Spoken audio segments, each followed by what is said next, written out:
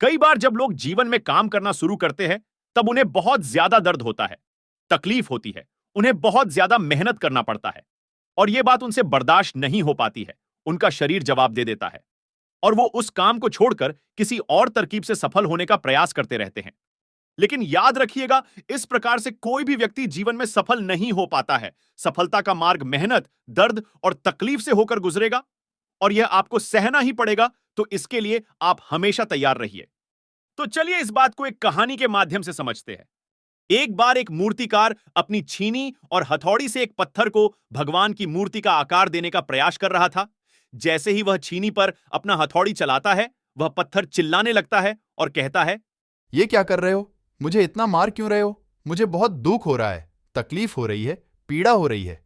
मुझे अपने हाल पर छोड़ दो और यहां से चले जाओ। मूर्तिकार ने उस पत्थर से कहा, मुझे बहुत अच्छे से पता है कि तुम्हें बहुत ज्यादा दर्द हो रहा है, तकलीफ हो रही है और तुम बहुत ही ज्यादा पीड़ा में हो।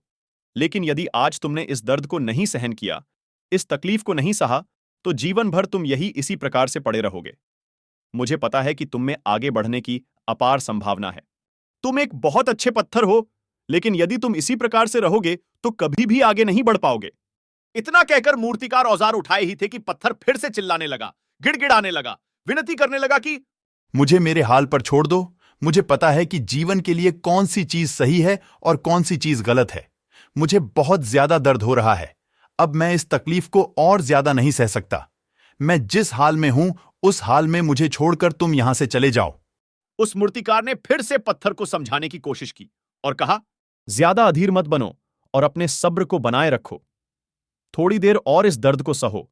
यदि इस दर्द को सह लिया, तो मैं भगवान की मूर्ति के रूप में तुम्हारी स्थापना करवाऊंगा और फिर दूर दूर से लोग तुम्हारी पूजा करने आएंगे और पंडित और लोग तुम्हारी सेवा करेंगे। लेकिन पत्थर ने उस मूर्तिकार की एक भी बात नहीं मानी। वह चिल्लाता रहा और अपनी बात पर अड़ा रहा। मूर्तिकार ने उस पत्थर को समझाने की बहुत कोशिश की, लेकिन वह पत्थर नहीं माना। अब मूर्तिकार भी थक चुका था। मूर्तिकार उस पत्थर को छोड़कर आगे बढ़ गया और थोड़ी ही दूर जाकर देखा कि एक और बहुत ही अच्छा पत्थर वह पड़ा हुआ है। उसने छीनी और हथौड़ी उठाई और उस पत्थर को मूर्ति बनाने के लिए वो तैयार हो गया।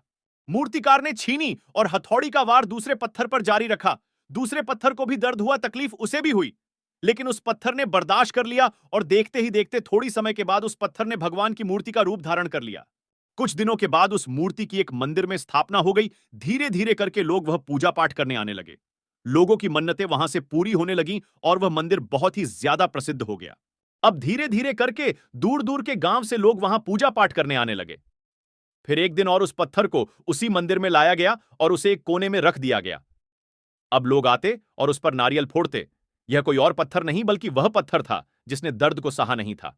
अब वो पत्थर मन ही मन बहुत ज्यादा पछता रहा था, दुखी हो रहा था और अपने आप से कह रहा था कि काश मैंने उस दिन दर्द को, उस तकलीफ को सह लिया होता, तो आज लोग मेरी भी पूजा करते।